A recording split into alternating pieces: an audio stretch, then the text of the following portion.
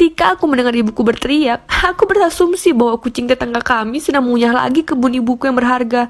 Namun ketika aku keluar, aku tidak menyangka. Aku menyaksikan ibuku hampir pingsan dan aku hampir tidak mempercayainya.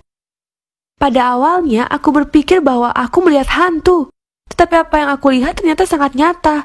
Seseorang berdiri di teras kami adalah saudara perempuanku yang telah hilang selama 5 tahun terakhir. Saat itu Lily berumur 2 tahun.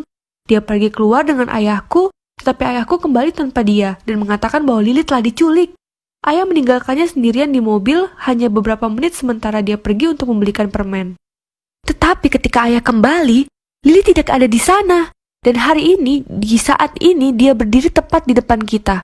Dia menghilang begitu saja, dan setelah setahun mencari tanpa menemukan petunjuk, arsipnya ditutup. Beberapa orang mengatakan bahwa dia pasti sudah mati, sementara yang lain berpikir bahwa apa yang terjadi padanya mungkin jauh lebih buruk.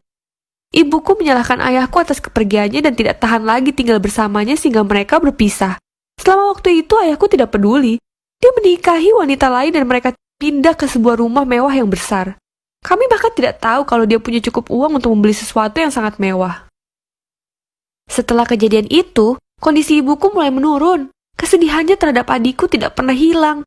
Berkali-kali dia bahkan memanggilku dengan nama adikku. Itu adalah waktu yang mengerikan, dan aku sangat sedih melihat ibuku seperti ini. Akhir-akhir ini, ibuku telah bertindak lebih aneh lagi. Dia mulai mengikuti berita setiap hari. Dia bahkan mengambil foto saudari-saudariku dari album-album lama dan menggantungnya di sekitar rumah, di ruang tamu, dapur, kamar tidurnya, dan bahkan di kamarku. Dia terus mengatakan kepadaku bahwa dia merasa saudari perempuanku akan datang kembali, dan bahwa suatu saat nanti berita akan menyebutkan kembalinya adikku. Ibuku hampir gila. Dia tidak lagi bekerja dan tidak lagi mengizinkanku meninggalkan rumah, bahkan ke sekolah. Dia mengabaikan semua panggilan dan mengunci semua jendela dan pintu, karena dia mendengar sebuah cerita di berita tentang sebuah geng yang telah ditangkap karena menculik anak-anak untuk mendapatkan tebusan. Tapi aku bahkan bukan anak kecil lagi, dan kami tidak memiliki apapun yang bisa membuat geng itu meminta tebusan padanya. Harapan ada lagi setelah dia membaca beberapa cerita tentang keluarga yang dipersatukan kembali dengan anak-anak mereka setelah mereka hilang selama setahun. Adikku telah hilang sejak 5 tahun lalu. Kami harus menerima kenyataan dan terus maju, tapi tidak berhenti sampai situ. Ketakutan ibuku kalau aku diculik menyiksaku. Aku tidak diizinkan keluar karena dia takut kalau nasib yang sama akan terjadi padaku. Aku benar-benar mengerti apa sebabnya dia begitu. Tetapi aku tidak tahan lagi. Aku ingin menjalani hidupku seperti anak-anak lain seusiaku. Aku tidak meminta terlalu banyak. Ketika teman aku Lea mengadakan pesta dan mengundang semua teman, aku ingin pergi ke sana lebih dari apapun di dunia. Jadi untuk pertama kalinya aku menyelinap keluar, aku mengatakan pada ibuku bahwa aku akan tidur. Kemudian aku meletakkan bantal di tempat tidurku, dan aku menutupinya dengan selimutku sehingga aku terlihat seperti aku berbaring di sana. Dengan cara ini, ibuku pasti berpikir bahwa aku tetap tertidur lelap. Aku yakin rencanaku akan berhasil berjalan seperti yang kuinginkan. Dan saat di pesta, awalnya aku merasa cemas, tapi kemudian aku menikmatinya. Setelah 1 jam, ibuku berdiri tepat di depanku. Aku tidak bisa percaya wanita ini. Dia bahkan tidak memberiku ruang untuk bernafas. Dia membuatku meninggalkan pesta bersama semua orang memandangi kami dan berbisik. Aku bahkan mendengar seseorang menyebut ibuku orang gila. Di rumah dia terus berteriak padaku dan menceramahiku, tapi aku tidak bisa mengatasinya lagi. Aku berteriak di wajahnya, "Cukup! Tidak bisakah kau melihat bahwa kau membuatku terkunci seperti tahanan? Ini bukan kehidupan yang aku inginkan untuk diriku sendiri. Jika kau ingin aku tetap hidup bersamamu, izinkan aku untuk hidup, atau kau tidak akan melihat wajahku lagi." Dia tidak menjawab. Dia hanya membanting pintu dan menguncinya seperti di penjara. Hari berikutnya, aku mulai mendengar desas-desus menyebar tentang aku dan ibuku. Yang terburuk adalah aku melarikan diri dengan seorang pria 30 tahun lebih tua dariku karena ibuku tidak mengizinkanku untuk berkencan dengannya, dan bahwa polisi mengembalikanku ke rumah untuk mengurungi pria itu karena aku masih di bawah umur. Dan sejak itu ibuku tidak mengizinkanku untuk pergi kemanapun. Yang kumaksud, dapatkah kamu percaya bahwa itu adalah semua kesalahan Lily jika dia tidak menghilang hari itu? Hidupku tidak akan berubah menjadi mimpi buruk. Anda mungkin berpikir itu tidak bisa menjadi lebih buruk, tapi kamu salah. Aku tidak tahu kemana aku harus berlari. Hanya ada ibuku menjadi gila dan ayahku yang tinggal bersama istrinya. Dan ayahku, kami tidak memiliki hubungan yang baik. Aku tidak pernah melihatnya kecuali pada saat Natal. Dia biasanya memberikanku kado dan kami minum coklat panas di kafe. Setelah itu, dia menghilang sampai Natal berikutnya. Kupikir mungkin jika aku pergi ke ayahku dan meyakinkannya untuk membiarkan aku tinggal bersamanya, alih-alih di penjara bersama ibuku, hidupku akan menjadi lebih baik. Anda mungkin berpikir itu terdengar egois dan tidak tahu berterima kasih. Tetapi dengarkan aku. Aku benar-benar membutuhkan bantuannya. Maksudku, ibuku bukan orang yang normal lagi. Aku memutuskan dia membutuhkan bantuan medis yang sebenarnya. Keesokan harinya, aku menyelinap keluar jendela. Jendelanya cukup tinggi dan aku tidak pernah benar-benar memikirkannya. Aku melukai kakiku ketika aku melompat. Tapi setidaknya aku masih bisa berjalan. Di sana gelap gulita di luar rumah ayahku yang hanya berjarak 3 blok. Jadi aku memutuskan untuk berjalan di sana walaupun aku takut. Itu adalah hari pertama kalinya aku berjalan sendirian di malam hari. Aku terus membayangkan sebuah mobil berhenti dan menculikku. Oke, aku tahu apa yang kamu pikirkan sekarang. Semua ide-ide itu telah diletakkan oleh ibuku dan baiklah lihat apa yang telah dia lakukan. Itu berhasil. Aku benar-benar ketakutan meskipun aku tiba dan berharap tidak ada di sini. Aku bahkan tidak disambut sama sekali. Ibuku tiriku membuatku di teras dan bahkan tidak membiarkanku masuk ke rumah. Aku duduk menggigil kedinginan selama lebih dari 1 jam menunggu ayahku tiba. Dan ketika dia akhirnya datang, kupikir dia setidaknya akan bertanya kepadaku mengapa aku datang ke sini. Tapi apa yang dia lakukan membuatku membencinya. Dia mulai berteriak di wajahku dan mengatakan kepadaku bahwa dia tidak memerlukan masalah lagi dan bahwa dia tidak ingin polisi memasuki rumahnya berpikir dia adalah tersangka. Tapi kan aku putrinya.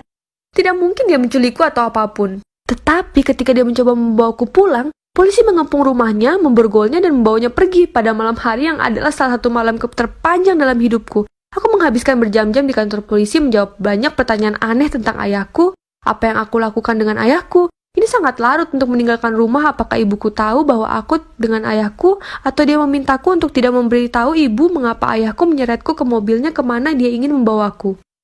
Tetapi hal yang paling aneh adalah bahwa polisi itu mulai bertanya kepadaku tentang saudara perempuanku yang hilang. Maksudku, bagaimana dia bahkan berhubungan denganku melarikan diri dari rumah. Aku tidak pernah membayangkan bahwa sebenarnya aku rindu berada di rumah bersama ibuku. Di pagi hari, ibuku datang untuk membawaku pulang, tapi dia menolak untuk memberitahuku apa yang sedang terjadi. Dia memelukku dengan erat dan berkata, "Aku senang aku tidak kehilangan kamu juga. Aku tidak tahu saat itu apa yang terjadi dengan ayahku." Aku berpikir bahwa itu adalah ulah ibuku yang memanggil polisi dan melaporkan aku hilang dan bahwa polisi menangkap ayahku karena menjadi tersangka pertama mereka. Aku bersyukur atas protektivitas dan perilaku gila ibuku terutama ketika dia khawatir tentangku. Ayahku mendapatkan apa yang pantas untuknya karena dia memperlakukanku dengan sangat buruk. Tetapi dengan berlinang air mata, ibuku mengatakan kepadaku bahwa dia tidak melaporkan apapun. Dia bahkan tidak tahu aku pergi sampai polisi memanggilnya. Tiba-tiba semua terasa aneh. Ibuku mengizinkan aku untuk kembali ke sekolah. Tapi sekarang aku sendiri yang ingin tinggal di rumah. Pada saat itu akhirnya aku mengerti ibuku dan menyadari bahwa aku tidak punya orang lain di dunia ini. Lebih dari seminggu berlalu dan aku masih tidak tahu apa-apa tentang ayahku. Dan aku bahkan tidak peduli sampai aku mendengar ibuku berteriak. Aku pergi keluar untuk melihat Lily berdiri di teras bersama 2 petugas polisi dan pasangan yang belum pernah aku lihat sebelumnya. Itu adalah saudara perempuanku, tetapi dia terlihat lebih tua. Foto-foto yang tergantung di sekitar rumah bahkan mirip denganku. Adikku benar-benar kembali setelah bertahun-tahun. Sungguh, aku benar-benar tidak habis pikir. Aku benar-benar kaget. Bagaimana dan mengapa dan siapa pasangan di sebelahnya? Ibuku tidak bisa menahan diri ketika dia melihat adikku. Dia benar-benar pingsan. Kami memindahkannya ke tempat tidur dan memanggil dokter yang memberinya obat penenang. Selama itu, polisi tetap duduk dengan pria dan wanita itu, tentu saja dengan saudari perempuanku.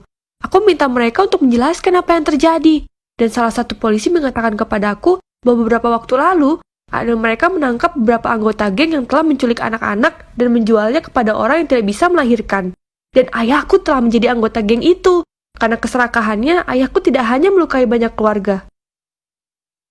Dia juga menjual putrinya sendiri, darah dagingnya sendiri untuk mendapatkan uang. Ayah macam apa yang melakukan hal seperti itu? Bagaimana mungkin seorang begitu tidak berperasaan terhadap pasangan yang menemani polisi? Mereka adalah teman dekat keluarga yang membeli Lily dari ayahku. Tidak ada yang tahu bahwa dia bukan putri mereka. Dan setelah menginterogasi ayahku, polisi menemukan semua anak lain yang telah diculik oleh ayahku untuk bersama dengan saudara perempuanku ketika dia kembali ke rumah. Sehingga mereka dapat meminta maaf kepada ibuku tentang semua rasa sakit yang pernah mereka sebabkan padanya. Aku tidak yakin apakah ibuku akan menerima permintaan maaf mereka. Tapi aku tahu dia senang putrinya akhirnya kembali ke rumah. Cerita ini terdengar seperti plot beberapa film gila, tapi sayangnya itu nyata. Setelah ibuku tenang dan menenangkan diri, dia bahkan tidak peduli dengan keseluruhan cerita. Yang dia inginkan hanyalah memeluk adikku lagi. Sulit bagi adikku untuk memahami semua yang terjadi. Dia baru berusia 7 tahun. Tapi setidaknya dia aman dengan keluarga aslinya sekarang. Bagaimana pendapatmu tentang kisahku yang gila ini? Silakan berbagi komentar Anda dan jangan lupa untuk menyukai video ini dan berlangganan saluran ini untuk lebih banyak cerita.